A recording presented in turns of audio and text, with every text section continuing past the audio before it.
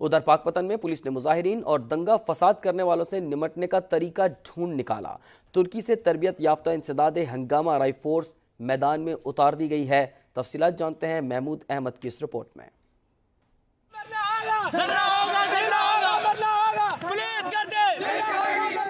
पाकपतन में आए रोज एहतजाज करने वाले हो जाएं खबरदार, अब इनका मुकाबला होगा तरबियत याफ्ता फोर्स से।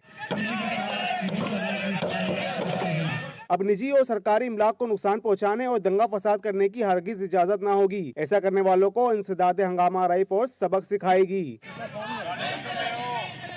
इस फोर्स को हंगामा आराई से निपटने के लिए तुर्की के मास्टर ट्रेनर्स ने गुर सिखाए हैं। लॉ एंड ऑर्डर सिचुएशन आती है जहाँ पर मुजाहिरीन हैं वो अपने मुतालबात लेकर सड़कों पर आते हैं, मुख्तलिफ जगह पर धरने देते हैं, तो उनको उनके साथ नंबरद आजमा होने के लिए और अच्छे तरीके से उसको मैनेज करने के लिए ये एक अहम फोर्स है। फोर्स को फराहम करदा यूनिफॉर्म मौसम के मुताबिक तैयार किया गया है। एहलकारों की तरबियत इस अंदाज में की गई है कि अगर पथराव या लाठियों से हमला हो तो ये अपने बचाव के साथ मुजाहिरीन का बआसानी मुकाबला कर सकते हैं। ये anti right force Pakpattan police line में हर वक्त अलर्ट रहेगी। हंगामा आराई के दौरान मुश्तइल मुजाहिरीन से निपटना पाकपतन पुलिस के लिए एक कड़ा इम्तिहान था। अब ऐसी एक फोर्स आ गई है जिसे खास तौर पर तरबियत दी गई है कि कानून हाथ में लेने वालों को सबक कैसे सिखाया जाए। महमूद अहमद, जी न्यूज़, पाकपतन।